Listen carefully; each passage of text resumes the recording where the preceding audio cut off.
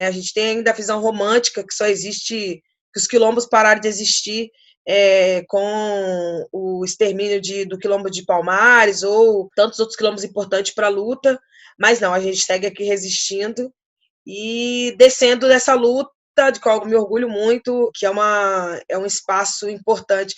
Eu acho que a vida inteira, a gente ouviu sempre alguém contar da nossa história, sabe, Rick? E é muito bom, no determinado momento, a gente mesmo contar a própria história, né? Assim, ser protagonista dessa história. Isso é muito importante pra gente. E eu fico muito honrado, viu?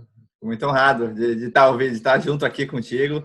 E acho que você comentou algumas coisas, né, de quilombos, né, e de, assim, o romantismo que isso tem. E acho que tem muita gente que acho que só viu ali na escola um pouco, contada ali, né, pela ótica branca, como é que são quilombos. Então, eu queria que você desse um panorama também do que são quilombos, como o estado que eles são hoje, né, e um pouco passando, assim, pelo esse racismo estrutural mesmo no Brasil, que começou lá de trás, assim, né. Como é que é na tua visão, como é que isso se deu, né? Acho que como você falou assim, a gente mesmo contar a nossa história, né? Qual que é essa versão da história que sempre foi contada com essa visão eurocentrista, assim, né? Desde os indígenas portugueses, chegou no Brasil e tananã, como é que é para vocês? Rick, nessa moldura tão bem feita que é o racismo estrutural, que é o que a gente vai fazer nessa conversa, é impossível a gente falar de agora se a gente não fizer rapidamente um retorno na história, né?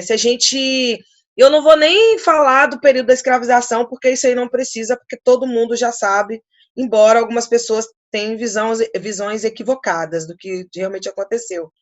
Mas eu quero pegar, aí vou puxar sardinha para o meu samburá, óbvio, da Lei de Terras, né, de 1850. O que foi a Lei de Terras? A Lei de Terras, ela representa para nós, quilombolas, a maior representação do racismo estrutural no país. Porque a Lei de Terras, ela impediu com que os negros e negras alforriados, e não foi porque ninguém é boazinha, e sim porque conquistaram a sua liberdade, a Lei de Terras favoreceu para que o nosso povo não tivesse acesso a terras. Após o 13 de maio, ficasse literalmente a Deus dará, sem saber o que fazer no próximo dia, sem saber para onde iria, sem escola, sem terra, sem educação, sem saneamento, sem lugar para dormir, né?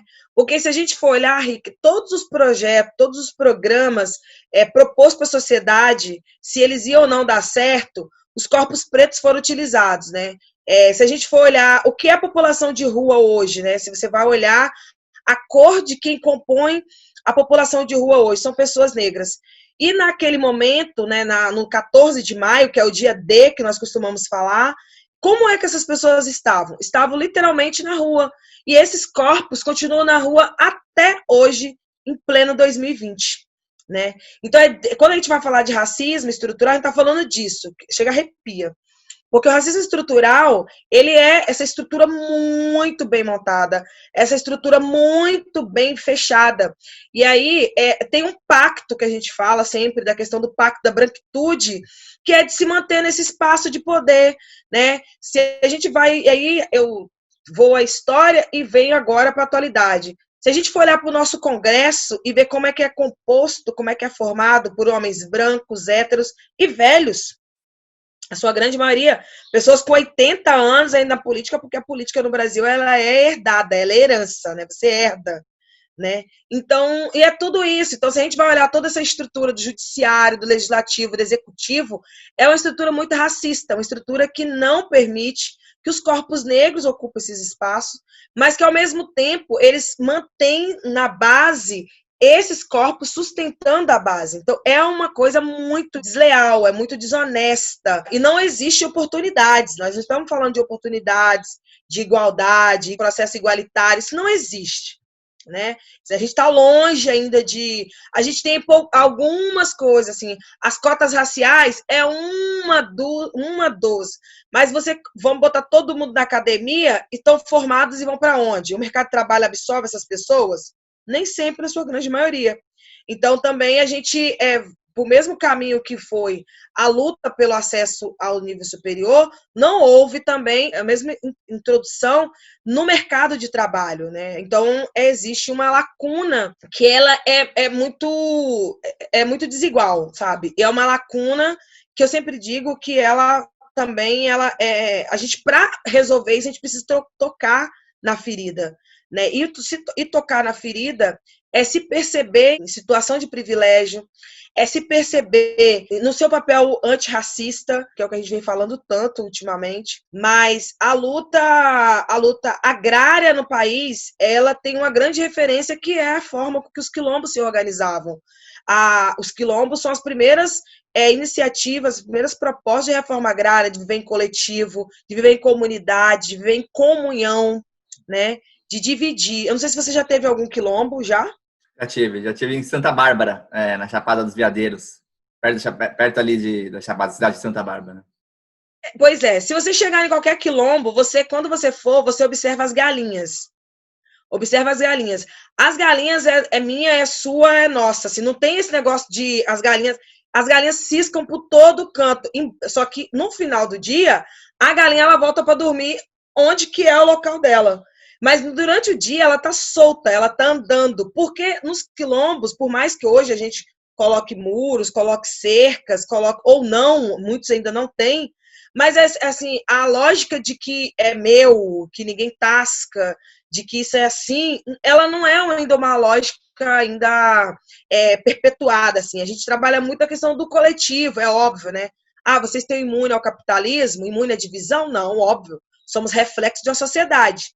Mas o nosso modo de viver, ele ainda está muito na questão do dividir, muito do que é meu é seu, né? Se eu tenho, a gente divide, né? Então, a gente trabalha muito nessa lógica do coletivo. Ao mesmo tempo, a gente não teve oportunidade de estudar sobre isso nas escolas, né? A gente não teve, assim, o que a gente soube de Palmares é muito pouco. Na verdade, nós brasileiros não conhecemos tão bem a história do Brasil, né? A gente estudou cabanagem, a gente estudou a luta dos lanceiros negros do Rio Grande do Sul, a gente estudou a luta de Antônio Conselheiro, o próprio Tiradentes, né? A história dele, a gente não... As histórias foram muito equivocadas, contado de uma forma que gostariam que a gente reproduzisse. E com os quilombos é a mesma coisa, assim. Então, a gente existe sim, a gente resiste, na verdade, é mais do que existir. Estamos em 24 estados da federação, mais de 6.330 quilombos, em todos os biomas. Estamos desde na praia em Caçandoca, em São Paulo, ou em Paraty, no Rio de Janeiro, ou na Marambaia, no Rio de Janeiro, ou em Alcântara, no Maranhão, ou no Sapé do Norte, aqui no Espírito Santo. Estamos em Sacopã, no coração do Rio de Janeiro, Pedra do Sal, no Rio de Janeiro, coração de Manaus, né, que é o Quilombo Barranco de São Benedito, mas também estamos no semiárido nordestino, estamos no Jalapão, nas suas mais variadas formas, né, com muita água, com pouca água.